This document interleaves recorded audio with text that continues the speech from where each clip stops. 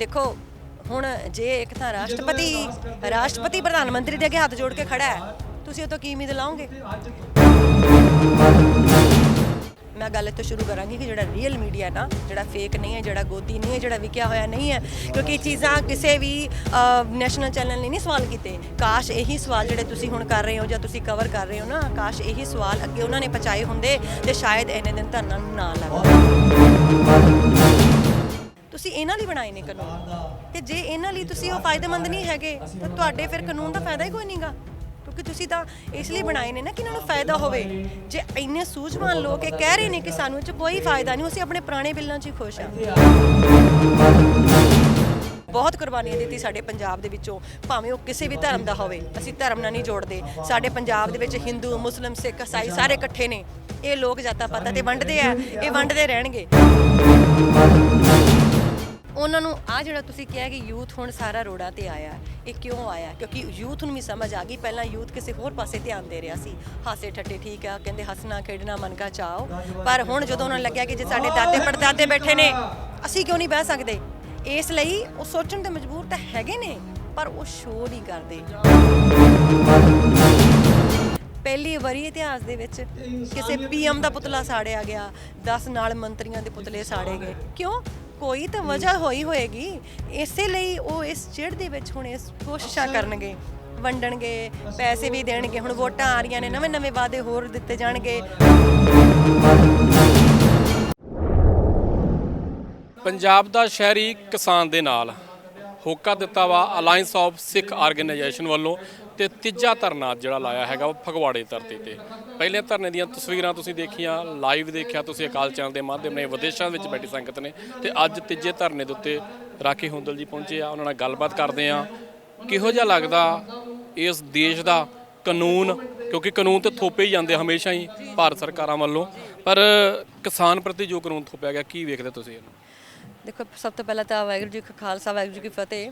ਔਰ ਮੈਂ ਅੱਗੇ ਵੀ ਕਿਹਾ ਕਿ ਸਲਾਮ ਹੈ ਤੁਹਾਨੂੰ ਕਿ ਜਿਹੜਾ ਰੀਅਲ ਮੀਡੀਆ, मैं गल तो शुरू करांगी कि जो रियल मीडिया ना, जो फेक नहीं है, जो गोदी नहीं है, जो विकिया होया नहीं है, क्योंकि चीज़ां किसी भी नैशनल चैनल ने नहीं सवाल किए। काश यही सवाल जो तुसीं हुण कर रहे हो या तुसीं कवर कर रहे हो ना, काश यही सवाल अगे उन्होंने पहुँचाए होंदे ते शायद इन्ने दिन धरना ना लगदा, नहीं लगना सी। ते इन्ने जिहड़े साडे बजुर्ग शहीद होए ने, ये नहीं होने सी, क्योंकि साडे लई ओह शहीद ने, साडे अजीज सी, उन्होंने अपनी जान दित्ती है। ते जे इन्ने वड्डे वड्डे गुणी बंदे, वो समझदार, इन्नियां सिख जथेबंदियां और साडी किसान ਬੰਦੀਆਂ ਅਗਰ ਉਹ ਚੀਜ਼ਾਂ ਲਈ ਇੱਥੇ ਬੈਠੇ ਨੇ, ਤੇ ਉਹਨਾਂ ਦੇ ਵਿੱਚ ਵੀ ਤਾਂ ਪਰਮਾਤਮਾ ਉਹਨਾਂ ਨੂੰ ਕੋਈ ਸੂਝ ਦਿੱਤੀ ਹੋਏਗੀ ਪਰਮਾਤਮਾ ਨੇ। ਜਿਹੜਾ ਧਰਤੀ ਤੋਂ ਅੰਨ ਪੈਦਾ ਕਰਦਾ ਹੈ, ਉਹਨੂੰ ਪਤਾ ਮੈਂ ਖਾਦ ਕਦੋਂ ਪਾਉਣੀ ਹੈ, ਮੈਂ ਪਾਣੀ ਕਦੋਂ ਲਾਉਣਾ ਹੈ, ਮੈਂ ਇਹਨੂੰ ਕਦੋਂ ਵੱਢਣਾ ਹੈ, ਕਦੋਂ ਮੈਂ ਬੀਜਣਾ।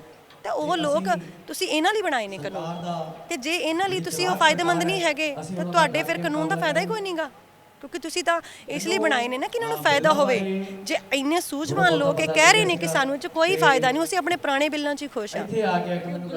ਮੀਡੀਆ ਨੂੰ ਚੌਥਾ ਥੰਮ ਮੰਨਿਆ ਜਾਂਦਾ, ਤੇ ਜੇ ਕਾਨੂੰਨ ਦੇ ਘਾੜੇ ਵੀ ਇਹਨਾਂ ਨੂੰ ਵਰਤਦੇ ਆ। ਗੋਦੀ ਮੀਡੀਆ ਦੀ ਗੱਲ ਕੀਤੀ ਆ, ਕਿਉਂ ਮੀਡੀਆ ਨੂੰ ਇੱਕ ਪਾਸੜ ਕਾਰਵਾਈ ਨਹੀਂ ਕਰਨੀ ਚਾਹੀਦੀ, ਪਰ ਜਦੋਂ ਕਾਰਪੋਰੇਟ ਘਰਾਣੇ ਦੀ ਗੱਲ ਆਉਂਦੀ ਆ, ਜਿੱਥੇ ਬਾਕੀ ਸਰਕਾਰਾਂ ਨੂੰ ਖਰੀਦਿਆ, ਤੁਹਾਨੂੰ ਕੀ ਲੱਗਦਾ ਕਿ ਉਹ ਗੋਦੀ ਮੀਡੀਆ ਵੀ ਖਰੀਦਿਆ ਹੋਈ? ਬਿਲਕੁਲ ਖਰੀਦਿਆ ਜੀ। ਮੈਂ ਤਾਂ ਕਹਿੰਦੀ ਹਾਂ ਸਿਰਫ ਨੈਸ਼ਨਲ ਮੀਡੀਆ ਵਿਕਿਆ ਸੀ, ਅੱਧਾ ਹੁਣ ਪੰਜਾਬ ਦਾ ਮੀਡੀਆ ਵੀ ਵਿੱਚ ਆ ਗਿਆ ਸ਼ਰੇਆਮ, ਔਰ ਆਪਾਂ ਨੂੰ ਪਤਾ ਲੱਗਦਾ। ਲੇਕਿਨ ਜਿਹੜੇ ਸੱਚੇ ਸੁੱਚੇ ਚੈਨਲ ਨੇ ਨਾ, ਜਦੋਂ ਕੋਈ ਦੇਖੋ ਅੱਜ ਕੱਲ੍ਹ ਬੱਚਾ ਵੀ ਮੀਡੀਆ ਬਾਰੇ ਜਾਣਦਾ ਹੈ, ਆਪਣੀ ਗੌਰਮੈਂਟ ਬਾਰੇ ਜਾਣਦਾ, ਇਹਨਾਂ ਬਿੱਲਾਂ ਬਾਰੇ ਜਾਣਦਾ। ਹੁਣ ਬੱਚੇ ਨੂੰ ਸਮਝ ਆ ਗਈ ਹੈ ਵੀ ਬਿੱਲ ਕੀ ਨੇ, ਚੰਗੇ ਨੇ, ਮਾੜੇ ਨੇ, ਕਿੱਦਾਂ ਨੇ। ਜੇ ਇਹਦੇ ਵਿੱਚ ਮੀਡੀਆ ਆਪਣਾ ਸਹੀ ਰੋਲ ਨਹੀਂ ਨਿਭਾਉਂਦਾ, ਉਹ ਵੀ ਅੱਜ ਕੱਲ੍ਹ ਦੇ ਬੱਚੇ ਨੂੰ ਪਤਾ ਹੈ ਵੀ ਇਹ ਮੀਡੀਆ ਸਹੀ ਹੈ, ਕਿਉਂਕਿ ਬੰਦੇ ਤੇ ਸਵਾਲ ਕਰਨ ਤੋਂ ਨਾ, ਜਦੋਂ ਸਵਾਲ ਕਰਦਾ ਉਹ ਤੋਂ ਪਤਾ ਚੱਲ ਜਾਂਦਾ ਹੈ ਵੀ ਇਹ ਰੀਅਲ ਹੈ ਕਿ ਫੇਕ ਹੈ। ਕਿਉਂਕਿ ਅਸਲੀ ਜਿਹੜਾ ਚੁਭਵਾਂ ਸਵਾਲ ਹੈ ਨਾ, ਉਹ ਤਾਂ ਉਹੀ ਕਰੂਗਾ ਜਿਹੜਾ ਸੱਚਾ ਹੋਊਗਾ, ਕਿਉਂਕਿ ਇਹ ਆਵਾਜ਼ ਜਿਹੜੀ ਹੈ ਨਾ, ਇਹ ਮੀਡੀਆ ਜਿਹੜਾ ਸਹੀ ਮੀਡੀਆ ਉਹੀ ਅੱਗੇ ਲੈ ਜਾ ਸਕਦਾ। ਮੈਂ ਅੱਗੇ ਕਿਹਾ ਕਿ ਅਸੀਂ ਇਕੱਲੇ ਕੁਛ ਨਹੀਂ ਕਰ ਸਕਦੇ, ਕਲਾਕਾਰ ਇੱਕ ਅੱਛੀ ਕਲਮ ਹੈ, ਇੱਕ ਅੱਛੀਆਂ ਆਵਾਜ਼ਾਂ, ਅਸੀਂ ਕਲਾਕਾਰ ਲੋਕ, ਤੁਸੀਂ ਮੀਡੀਆ ਵਾਲੇ, ਇਹ ਜਦੋਂ ਜੇ ਤੁਸੀਂ ਇਹ ਬਾਰ-ਬਾਰ ਕੁਐਸਚਨ ਆਏਗਾ ਤਾਂ ਲੋਕ ਸੋਚਣ ਤੇ ਮਜਬੂਰ ਹੋਣਗੇ। ਪਰ ਅਫਸੋਸ ਹੈ ਕਿ ਉਹ ਸੋਚ ਨਹੀਂ ਰਹੇ। ਉਹ ਧੱਕਾ ਕਰ ਰਹੇ ਆ। ਕਿਉਂ ਦਲਜੀ, ਜਦੋਂ ਇਨਕਲਾਬ ਦੀ ਗੱਲ ਆਉਂਦੀ ਹੈ ਨਾ, ਤੇ ਪੰਜਾਬ ਦੀ ਧਰਤੀ ਆ ਜਿੱਥੋਂ ਇਨਕਲਾਬ ਹੀ ਉੱਠਦਾ, ਤੇ ਜਿੱਤਾਂ ਵੀ ਵੱਡੀਆਂ ਪ੍ਰਾਪਤ ਕੀਤੀਆਂ। ਜੇ ਪੰਜਾਬੀ ਦੀ ਗੱਲ ਕਰਦੇ ਆ, ਜੇ ਦੇਸ਼ ਨੂੰ ਆਜ਼ਾਦ ਕਰਨ ਵਾਸਤੇ ਵੱਡੀਆਂ ਕੁਰਬਾਨੀਆਂ ਵੀ 80% ਤੋਂ ਵੱਧ ਦੀਆਂ ਕੁਰਬਾਨੀਆਂ ਉੱਥੋਂ ਦਿੱਤੀਆਂ। ਇਨਕਲਾਬ ਵੀ ਉੱਥੋਂ ਦਾ। ਜਵਾਨੀ ਇਸ ਟਾਈਮ ਤੇ ਰੋਡਾਂ ਤੇ ਆ, ਕਿਸਾਨੀ ਰੋਡਾਂ ਦੇ ਉੱਤੇ ਆ, ਦੁਕਾਨਦਾਰ ਰੋੜ ਰਿਹਾ ਵਾ, ਕਿਧਰੇ GST ਲਾ ਦਿੱਤੀ ਜਾਂਦੀ ਆ, ਹੋਰ ਕਾਨੂੰਨ ਥੋਪ ਦਿੱਤੇ ਜਾਂਦੇ ਆ। ਪਰ ਅੱਜ ਦਾ ਕਾਨੂੰਨ ਬਹੁਤ ਮਾੜਾ ਕਾਨੂੰਨ ਆ, ਕਿਸਾਨ ਕਹਿ ਰਹੇ। ਪਰ ਮੋਦੀ ਸਰਕਾਰ ਤੇ ਉਹਦੇ ਜਿਹੜੇ ਮੰਤਰੀ ਆ ਉਹ ਬਾਰ-ਬਾਰ ਕਹਿ ਰਹੇ ਕਿ ਫਾਇਦੇਮੰਦ ਕਾਨੂੰਨ ਆ। ਤੁਸੀਂ ਇਸ ਚੀਜ਼ ਨੂੰ ਕਿਵੇਂ ਦੇਖਦੇ? ਦੇਖੋ, ਮੈਂ ਅੱਗੇ ਵੀ ਕਿਹਾ ਕਿ ਨਕਲੀ ਬਣਾ ਕੇ ਪੇਸ਼ ਵੀ ਕੀਤੇ ਗਏ। ਉਹਨਾਂ ਨੂੰ ਇਹ ਲੱਗਦਾ ਕਿ ਮਿੱਟੀ 'ਚ ਕੰਮ ਕਰਨ ਵਾਲਾ ਕਿਸਾਨ ਜਿਹੜਾ ਨਾ, ਉਹ ਇਹ ਭੁੱਲ ਜਾਂਦੇ ਵੀ ਇਹ ਤਾਂ ਸਿਰ ਮਿੱਟੀ 'ਚ ਇਸ ਲਈ ਰੁਲਦਾ, ਮਿਹਨਤ ਕਰਦਾ, ਉਗਾਉਂਦਾ, ਖਾਂਦਾ, ਲੋਕਾਂ ਨੂੰ ਰਜਾਉਂਦਾ, ਕਦੋਂ ਆਪ ਹੱਥ ਤੇ ਧਰ ਕੇ ਰੋਟੀ ਖਾ ਲੈਂਦਾ। ਪਰ ਉਹ ਕਿਸਾਨ ਦੇ ਅੰਦਰ ਵੀ ਤਾਂ ਇੱਕ ਰੱਬ ਨੇ, ਪਰਮਾਤਮਾ ਨੇ ਦਿਮਾਗ ਦਿੱਤਾ ਹੈ। ਉਹਨੂੰ ਪਤਾ ਹੈ ਇਹਦੇ 'ਚ ਮੈਨੂੰ ਘਾਟਾ ਹੈ, ਨੁਕਸਾਨ ਹੈ। ਦੂਜੀ ਗੱਲ, ਸਾਡੇ ਪੰਜਾਬ 'ਚ ਮੈਂ ਅਕਸਰ ਇਹ ਗੱਲ ਕਰਦੀ ਹਾਂ ਕਿ ਹੁਣ ਵਕਤ ਉਹ ਆ ਗਿਆ ਕਿ ਜਿਹੜੀ ਗਲਤੀ ਕਰ ਲਈ ਵੋਟਾਂ ਪਾ ਕੇ, ਹੁਣ ਆਉਣ ਵਾਲੇ ਸਮੇਂ ਦੇ ਵਿੱਚ ਸਾਡੇ ਵਿੱਚੋਂ ਹੀ ਸਾਡੇ ਆਪਣੇ, ਜਦੋਂ ਤੁਸੀਂ ਗੱਲ ਕੀਤੀ ਕਿ ਕੁਰਬਾਨੀਆਂ ਦਿੱਤੀਆਂ, ਬਹੁਤ ਕੁਰਬਾਨੀਆਂ ਦਿੱਤੀ ਸਾਡੇ ਪੰਜਾਬ ਦੇ ਵਿੱਚੋਂ, ਭਾਵੇਂ ਉਹ ਕਿਸੇ ਵੀ ਧਰਮ ਦਾ ਹੋਵੇ। ਅਸੀਂ ਧਰਮ ਨਾਲ ਨਹੀਂ ਜੋੜਦੇ। ਸਾਡੇ ਪੰਜਾਬ ਦੇ ਵਿੱਚ ਹਿੰਦੂ, ਮੁਸਲਿਮ, ਸਿੱਖ, ਈਸਾਈ ਸਾਰੇ ਇਕੱਠੇ ਨੇ। ਇਹ ਲੋਕ ਜਾਤਾਂ ਪਾਤਾਂ ਤੇ ਵੰਡਦੇ ਆ, ਇਹ ਵੰਡਦੇ ਰਹਿਣਗੇ। ਪਰ ਜਿੰਨੀਆਂ ਕੁਰਬਾਨੀਆਂ ਸਾਡੇ ਪੰਜਾਬ 'ਚ ਲੋਕਾਂ ਨੇ ਦਿੱਤੀਆਂ ਨੇ, ਸ਼ਾਇਦ ਹੀ ਕਿਸੇ ਨੇ ਦਿੱਤੀਆਂ ਹੋਣ। ਜਿਹੜਾ ਅੱਜ ਸਟੈਂਡ ਪੰਜਾਬ ਦੇ ਵਿੱਚ ਕਿਸਾਨਾਂ ਨੇ ਲਿਆ ਨਾ, ਸ਼ਾਇਦ ਹੀ ਕਿਸੇ ਹੋਰ ਪ੍ਰਦੇਸ਼ ਦੇਖੋ, ਦੂਜਾ ਹਰਿਆਣਾ ਹੈ ਜਿਹਦੇ ਵਿੱਚ ਕਿਸਾਨ ਆਏ ਨੇ। ਪਰ ਇਹ ਜੇ ਇਹ ਚੀਜ਼ ਸੋਚਦੇ ਆ ਵੀ ਇਹਨਾਂ ਨੂੰ ਸਮਝ ਨਹੀਂ ਹੈਗੀ, ਜਾਂ ਅਸੀਂ ਇਹਨਾਂ ਨੂੰ ਦਬਾ ਕੇ, ਜਾਂ ਅਸੀਂ ਇਹ ਡਰਾਵਾਂਗੇ ਜੀ ਕੋਲਾ ਖਤਮ ਹੋ ਗਿਆ ਜੀ, ਬਿਜਲੀ ਗੁੱਲ ਹੋ ਜੂਗੀ, ਤੇ ਪਰ ਜੇ ਉਹਦੇ ਲਈ ਸਾਡੇ ਜਥੇਬੰਦੀਆਂ ਜੇ ਕੋਈ ਠੋਸ ਕਦਮ ਲੈਂਦੀਆਂ ਨੇ, ਜੇ ਇੱਥੇ ਬਹਿਣਾ ਪੈਂਦਾ। ਯੂਥ ਨੂੰ ਕਿਹਾ ਗਿਆ, ਯੂਥ ਉਹਨਾਂ ਨੂੰ ਇਹ ਭੁਲੇਖਾ ਸੀ, ਸ਼ਾਇਦ ਇਸੇ ਲਈ ਉਹਨਾਂ ਨੇ ਇਹ ਕਦਮ ਚੁੱਕਿਆ। ਉਹਨਾਂ ਨੂੰ ਇਹ ਭੁਲੇਖਾ ਸੀ ਯੂਥ ਜਿਹੜੀ ਉਹ ਨਸ਼ੇ ਕਰਦੀ ਹੈ, ਤੇ ਬਜ਼ੁਰਗ ਜਿਹੜੇ ਨੇ ਉਹ ਕਿੱਥੇ ਬਹਿਣਗੇ, ਤੇ ਬਜ਼ੁਰਗ ਔਰਤਾਂ ਦਾ ਤਾਂ ਉਹਨਾਂ ਨੂੰ ਭੁਲੇਖਾ ਹੀ ਹੈ ਵੀ ਅਸੀਂ ਵਾਰਸ ਕਿੰਨਾਂ ਦੇ ਹਾਂ। ਪਰ ਉਹਨਾਂ ਨੂੰ ਆ ਜਿਹੜਾ ਤੁਸੀਂ ਕਿਹਾ ਕਿ ਯੂਥ ਹੁਣ ਸਾਰਾ ਰੋਡਾਂ ਤੇ ਆਇਆ, ਇਹ ਕਿਉਂ ਆਇਆ? ਕਿਉਂਕਿ ਯੂਥ ਨੂੰ ਵੀ ਸਮਝ ਆ ਗਈ। ਪਹਿਲਾਂ ਯੂਥ ਕਿਸੇ ਹੋਰ ਪਾਸੇ ਧਿਆਨ ਦੇ ਰਿਹਾ ਸੀ, ਹਾਸੇ ਠੱਟੇ, ਠੀਕ ਆ, ਕਹਿੰਦੇ ਹੱਸਣਾ ਖੇਡਣਾ ਮਨ ਕਾ ਚਾਓ। ਪਰ ਹੁਣ ਜਦੋਂ ਉਹਨਾਂ ਨੂੰ ਲੱਗਿਆ ਕਿ ਜੇ ਸਾਡੇ ਦਾਦੇ ਪੜਦਾਦੇ ਬੈਠੇ ਨੇ, ਅਸੀਂ ਕਿਉਂ ਨਹੀਂ ਬਹਿ ਸਕਦੇ?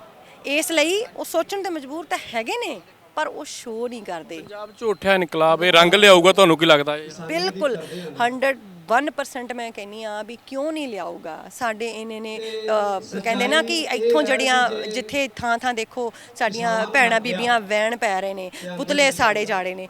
ਪਹਿਲੀ ਵਾਰੀ ਇਤਿਹਾਸ ਦੇ ਵਿੱਚ ਕਿਸੇ PM ਦਾ ਪੁਤਲਾ ਸਾੜਿਆ ਗਿਆ, 10 ਨਾਲ ਮੰਤਰੀਆਂ ਦੇ ਪੁਤਲੇ ਸਾੜੇ ਗਏ। ਕਿਉਂ? ਕੋਈ ਤਾਂ ਵਜ੍ਹਾ ਹੋਈ ਹੋਏਗੀ। ਇਸੇ ਲਈ ਉਹ ਇਸ ਚਿੜ ਦੇ ਵਿੱਚ ਹੁਣ ਇਸ ਕੋਸ਼ਿਸ਼ਾਂ ਕਰਨਗੇ, ਵੰਡਣਗੇ, ਪੈਸੇ ਵੀ ਦੇਣਗੇ। ਹੁਣ ਵੋਟਾਂ ਆ ਰਹੀਆਂ ਨੇ, ਨਵੇਂ ਵਾਅਦੇ ਹੋਰ ਦਿੱਤੇ ਜਾਣਗੇ। ਹੁਣੇ ਪਿੱਛੇ ਜੀ ਮੈਂ ਪੜ੍ਹਿਆ ਜੀ ਤੁਹਾਡੇ ਅਕਾਊਂਟਾਂ 'ਚ ਹੁਣ ਇਹਨਾਂ ਨੇ ਪੈਸੇ ਆ ਸਕਦੇ ਨੇ। ਕਿਉਂ? ਹੁਣ ਉਹਨਾਂ ਨੂੰ ਪਤਾ ਹੈ ਕਿ ਅਸੀਂ ਇਹਨਾਂ ਚੀਜ਼ਾਂ ਨਾਲ ਤਾਂ ਲੋਕਾਂ ਨੂੰ ਬੰਨ੍ਹ ਸਕਦੇ ਹਾਂ, ਪਰ ਇੱਕ ਹੱਦ ਤੱਕ। ਵੱਡੇ ਧਰਨੇ ਵੀ ਲੱਗੇ ਆ। ਮੋਦੀ ਸਰਕਾਰ ਟਸ ਤੋਂ ਮਸ ਨਹੀਂ ਹੋਈ। ਜੇ ਪੰਜਾਬ ਸਰਕਾਰ ਦੀ ਗੱਲ ਕਰਦੇ ਆ, ਮੰਤਰੀ ਮਿਲਣ ਜਾਂਦੇ ਆ ਤੇ ਸਾਡੇ ਦੇਸ਼ ਦਾ ਰਾਸ਼ਟਰਪਤੀ ਨੂੰ ਨਹੀਂ ਮਿਲਦਾ। ਦੇਖੋ, ਹੁਣ ਜੇ ਇੱਕ ਤਾਂ ਰਾਸ਼ਟਰਪਤੀ ਪ੍ਰਧਾਨ ਮੰਤਰੀ ਦੇ ਅੱਗੇ ਹੱਥ ਜੋੜ ਕੇ ਖੜਾ ਹੈ, ਤੁਸੀਂ ਉਹ ਤੋਂ ਕੀ ਉਮੀਦ ਲਾਓਗੇ? ਰਾਸ਼ਟਰਪਤੀ ਵੱਡਾ ਹੈ ਕਿ ਪ੍ਰਧਾਨ ਮੰਤਰੀ ਵੱਡਾ ਹੈ? ਮੈਂ ਦੱਸਿਆ ਕਿ ਅੱਜ ਹੁਣ ਬੱਚਾ ਜਾਣੂ ਹੈ। ਕੁਝ ਸਾਡੇ ਘਰਾਂ ਦੇ ਵਿੱਚ ਮੋਦੀ ਦਾ ਨਾਮ ਲੈ ਕੇ ਮਜ਼ਾਕ ਉਡਾਇਆ ਜਾਂਦਾ ਹੈ। ਮੈਂ ਪਹਿਲੀ ਵਾਰੀ ਵੇਖਿਆ ਕਿਸੇ PM ਦਾ। ਨਹੀਂ ਤੇ ਹਮੇਸ਼ਾ ਅਸੀਂ ਸਿਖਾਉਂਦੇ ਸੀ ਵੀ ਨਹੀਂ ਬੇਟਾ, ਇਹ ਸਾਡੇ ਦੇਸ਼ ਦਾ ਰਾਸ਼ਟਰਪਤੀ ਹੈ, ਇਹ ਪ੍ਰਧਾਨ ਮੰਤਰੀ ਹੈ। ਅਸੀਂ ਇੱਕ ਦੇਸ਼ ਦੇ ਵਿੱਚ ਨਾ ਆਪਾਂ ਸਤਿਕਾਰ ਦਿੰਦੇ ਆਪਾਂ, ਕਿ ਹਮੇਸ਼ਾ ਮੈਂ ਕਹਿੰਦੀ ਸੀ ਕਿ ਨਹੀਂ ਬੇਟਾ ਇਹ ਸਤਿਕਾਰ ਕਰੀਦਾ। ਬਟ ਹੁਣ ਜੇ ਤੁਸੀਂ ਕੁਝ ਕਰੋਗੇ ਸਤਿਕਾਰ ਕਰਨ ਲਈ, ਬੱਚੇ ਖਬਰਾਂ 'ਚ ਦੇਖ ਰਹੇ ਨੇ, ਪੜ੍ਹ ਰਹੇ ਨੇ, ਹੈ ਨਾ, ਕਿਤਾਬਾਂ 'ਚ ਪੜ੍ਹ ਰਹੇ ਨੇ। ਤੁਸੀਂ ਸਕੂਲਾਂ ਦੇ ਵਿੱਚ ਵੀ ਵਿਤਕਰੇ ਵੇਖਣ ਨੂੰ ਮਿਲਦੇ ਨੇ। ਸਕੂਲਾਂ ਦੇ ਵਿੱਚ ਤੁਹਾਡੀ ਕੋਈ ਵੀ ਐਕਟੀਵਿਟੀ ਸਾਡੇ ਪੰਜਾਬੀ ਬੱਚਿਆਂ ਨੂੰ ਲੈ ਕੇ ਨਹੀਂ ਆਉਂਦੀ। ਕਦੀ ਤੁਸੀਂ ਬੱਚਿਆਂ ਨੂੰ ਐਕਟੀਵਿਟੀ ਨਹੀਂ ਭੇਜੀ ਬਈ ਤੁਸੀਂ ਗੁਰੂ ਨਾਨਕ ਦੇਵ ਜੀ 'ਤੇ ਲਿਖ ਕੇ ਲਿਖਾਓ। ਤੇ ਉਹ ਚੀਜ਼ਾਂ ਅਸੀਂ ਖੁਦ ਕਰ ਰਹੇ ਹਾਂ ਘਰੇ।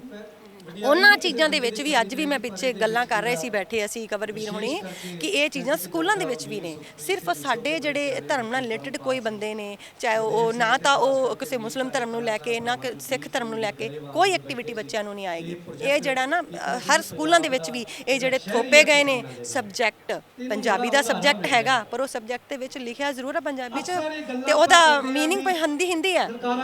ਸਾਨੂੰ ਕਿਸੇ ਨਾਲ ਕੋਈ ਇਤਰਾਜ਼ ਨਹੀਂ ਹੈ। ਅਸੀਂ ਕਹਿੰਦੇ ਹਾਂ ਸਾਰੇ ਇੱਕੋ ਜਿਹੇ ਨੇ, ਅਸੀਂ ਸਤਿਕਾਰ ਕਰਦੇ ਹਾਂ। ਪਰ ਬੇਸ਼ੱਕ ਉਹ ਅੱਛਾ ਹੋਣ ਵਾਲੇ ਤਾਂ ਹੋਣ ਨਾ। ਬੱਚੇ ਸਤਿਕਾਰ ਕਿੱਦਾਂ ਕਰਨਗੇ ਆਪਣੇ ਨੇਸ਼ਨ ਦਾ? ਸਾਡੇ ਨੇਸ਼ਨ ਦਾ ਕੌਣ ਹੈ?